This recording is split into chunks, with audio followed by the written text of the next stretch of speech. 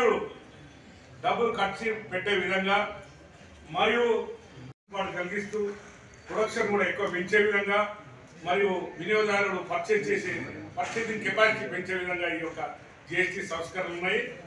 ఈ జిఎస్టీ సంస్కరణ వల్ల మార్కెటింగ్ చేసే దిశగా ఎక్కువ పర్చేసింగ్ కెపాసిటీ చేసే దిశగా ఈ యొక్క రిఫార్మ్స్ ఉన్నాయి. సంస్కరణలు మనం క్షేత్ర స్థాయిలో ప్రతి ఒక్క ప్రజలకు మన భారతీయ జనతా పార్టీ ఆధ్వర్యంలో నరేంద్ర మోడీ గారి సారథ్యంలో ఉన్న కేంద్ర ఒక ప్రోగ్రాం కన్వీనర్ సతీష్ షా గారికి అందరికీ కృతజ్ఞతలు. మరొక రాష్ట్ర కార్యసభ్యులు ఈరోజు భారతదేశం మొత్తం కూడా ఈరోజు ఉదయం నుండి ఒక ఆధ్యాత్మికమైన శోభను నవరాత్రుల్లో ప్రజలు జరుపుకుంటున్నారు. అలాంటి తరుణంలో నరేంద్ర మోడీ గారు దసరా మరియు దీపావళి కానుకగా దేశ ప్రజలందరికీ కూడా జిఎస్టీలో అనేక సంస్కరణలు తీసుకురావడం జరిగింది. ఈరోజు మొన్న కేంద్ర బడ్జెట్లో 12 లక్షల రూపాయల వరకు ఆదాయ పన్ను మినహాయింపు మరియు ఈ జిఎస్టీ నిత్యావసర వస్తువులే కావచ్చు, ఇన్సూరెన్స్ ప్రీమియంలే కావచ్చు, మిగతా పేదవాడికి రైతులకు కావాల్సిన అన్ని వస్తువులపైన జిఎస్టీని సరళీకృతం చేయడం జరిగింది. దీని ద్వారా కేంద్రానికి సంవత్సరానికి 2.5 లక్షల కోట్ల వరకు బడ్జెట్ పైన ప్రభావం బరువు పడుతుంది. అయినా కూడా 2.5 లక్షల కోట్ల ప్రజలకు ఆదాయం లేకుండా వాళ్ళని ఆదా చేయాలనే ఒక మంచి దృక్పథంతో ఈరోజు నరేంద్ర మోడీ గారు జిఎస్టీ సరళీకృతం. దీంట్లో అనేక సరళీకృతమైన అనేక సెగ్మెంట్స్ ఉన్నాయి. మెయిన్గా ఈరోజు భారతదేశంలో చాలామంది ప్రజలకు ఈరోజు వరకు కూడా ఇన్సూరెన్స్ అనేది చాలా దూరంగా ఉంటుంది.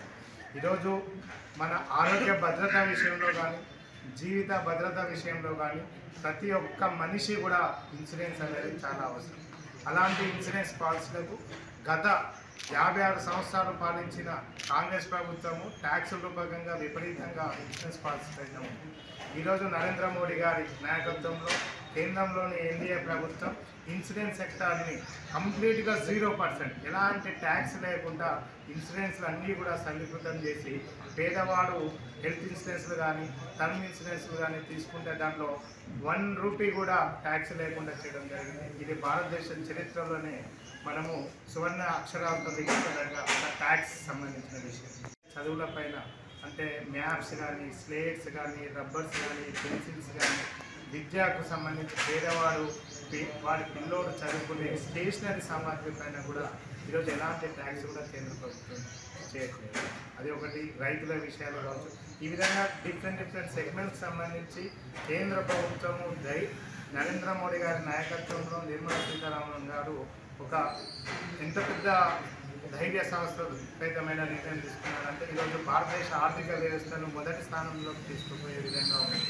ఈరోజు ప్రతి నరేంద్ర మోడీ గారు ఒకటే చెప్తున్నారు, ప్రతి కిరాణా షాప్లో కానీ, సూపర్ మార్కెట్లో కానీ భారతదేశంలో తయారు చేసిన